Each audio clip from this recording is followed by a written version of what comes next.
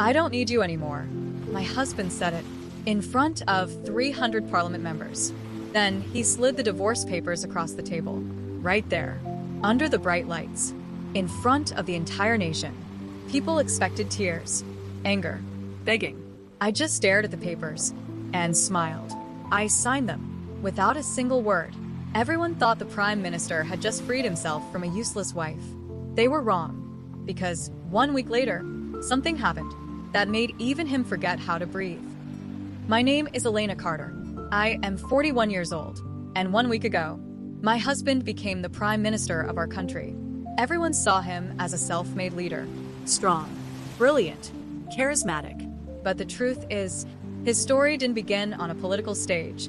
It began in a small apartment with unpaid bills and a dream nobody believed in, except me.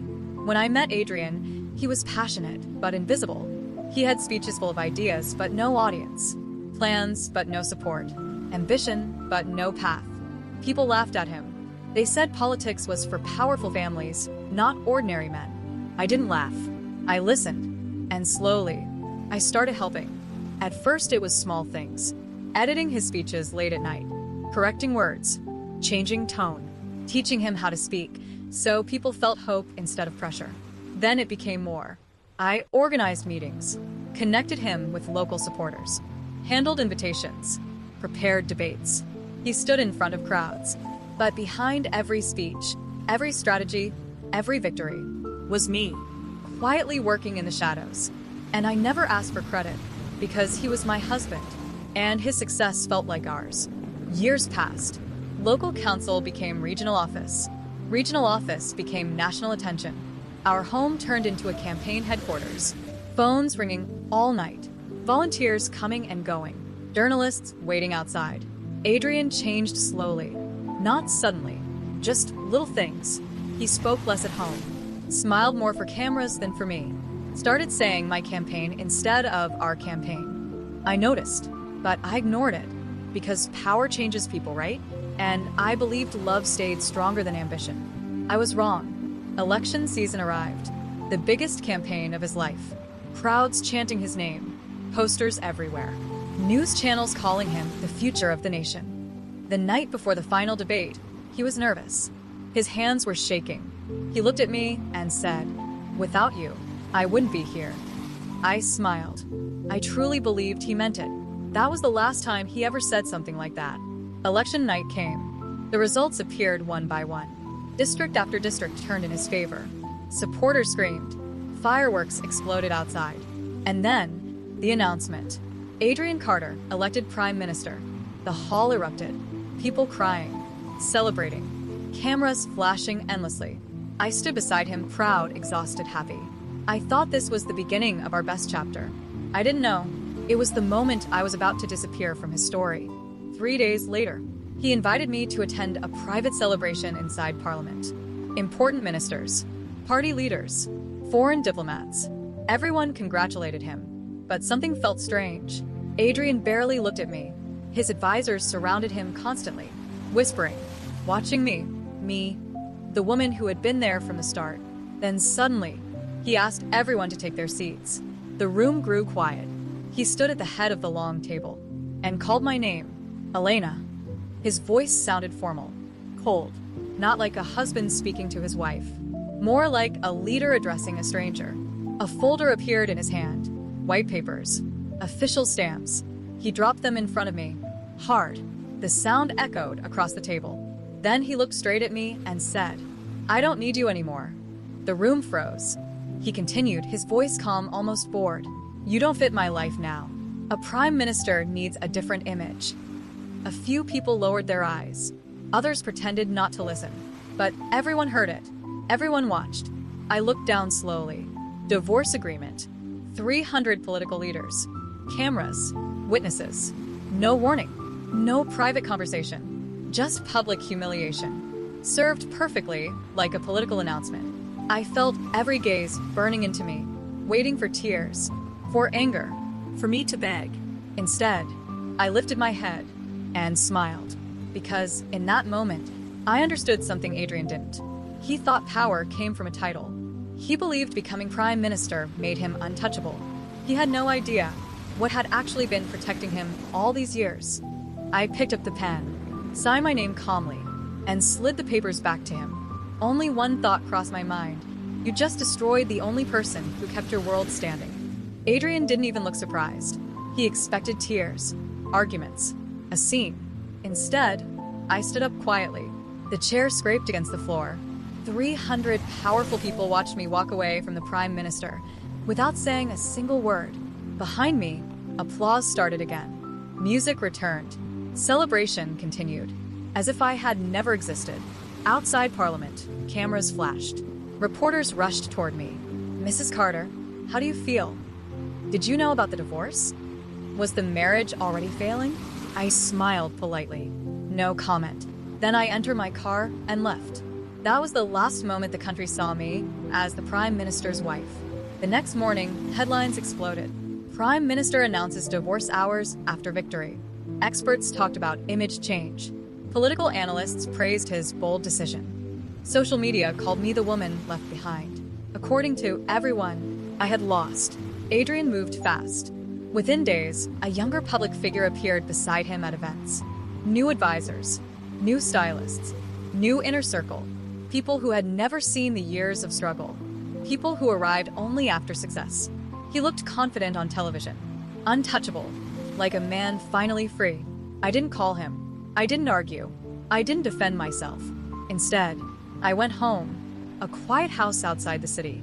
For the first time in years, my phone wasn't ringing every minute. No campaign meetings, no emergency speeches, no late-night crisis planning, just silence.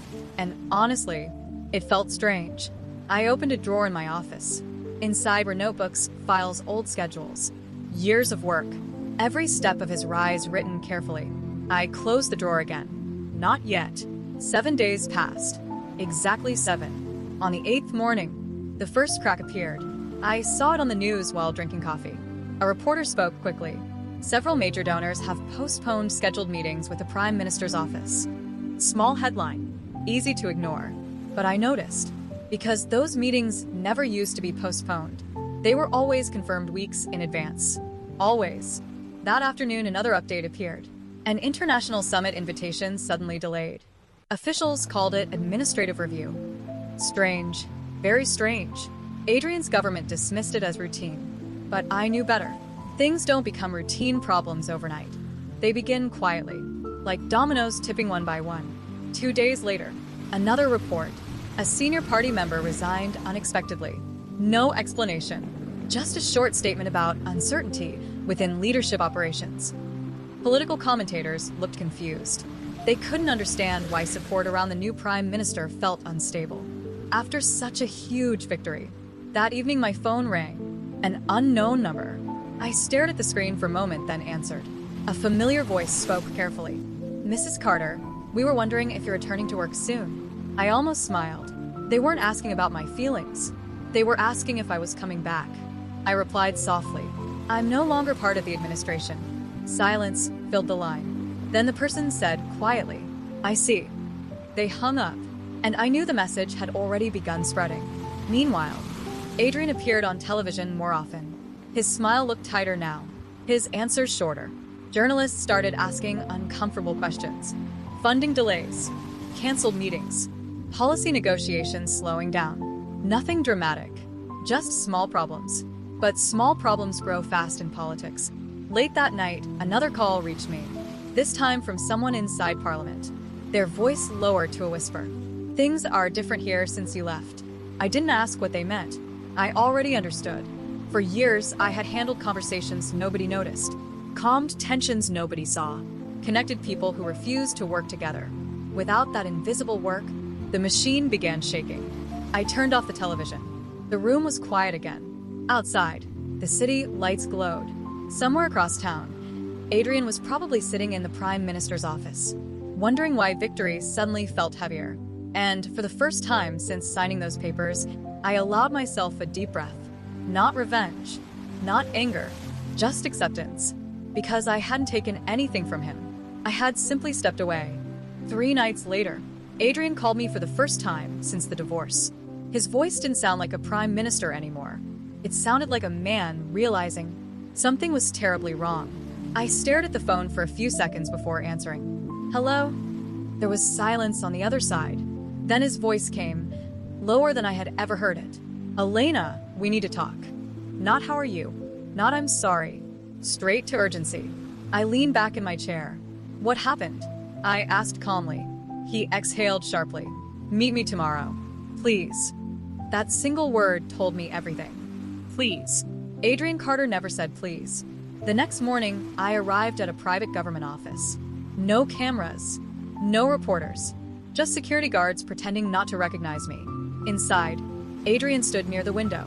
He looked different, tired, his confident posture gone. When he turned around, I saw it clearly. Fear. Elena, he said quickly, walking toward me.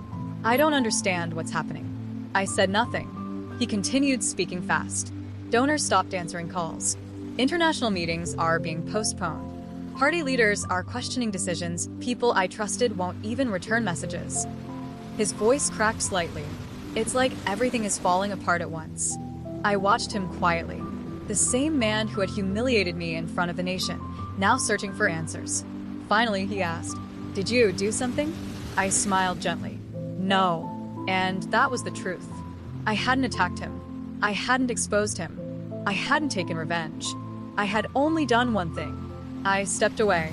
I walked slowly around the room. You remember the early years? I asked. When nobody wanted to meet you? He frowned. What does that have to do with this? I continued calmly. Who arranged your first donor dinner? He didn't answer. Who convinced rival groups to sit at the same table? Silence. Who handled crises before they reached the media? His eyes slowly changed. Understanding beginning to form. I stopped in front of him. Adrian, power isn't the chair you sit in. I paused. It's the people who choose to support you. He swallowed. Realization hit him. You were handling all of that? I didn't reply, because deep down, he already knew. For years, I had built relationships, not contracts. Trust. People worked with Adrian because they trusted me. When he divorced me publicly, they didn't punish him. They simply stepped back. And without those invisible bridges, his leadership stood alone. He ran a hand through his hair. This can be fixed, he said quickly. Come back. Work with me again. We'll make an announcement, Wheel. I raised my hand gently, stopping him. No. The word landed heavier than any accusation. His face fell. Elena, I didn't mean. You meant every word, I said softly. I don't need you anymore. The same sentence he once used, now returned calmly, not with anger, with peace. I moved toward the door. Before leaving, I turned back one last time. You didn't lose power because of me, I said. You lost it because you forgot who stood beside you before the world started applauding. His shoulders dropped.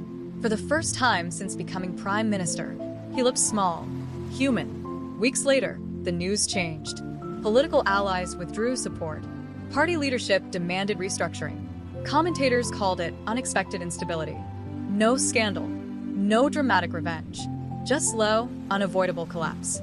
And I watched it all from afar, quietly, free. I never returned to politics. I opened a foundation, helping young leaders learn something Adrian never understood. Leadership isn't built alone, and loyalty is not weakness. Sometimes people ask me if I regret helping him rise.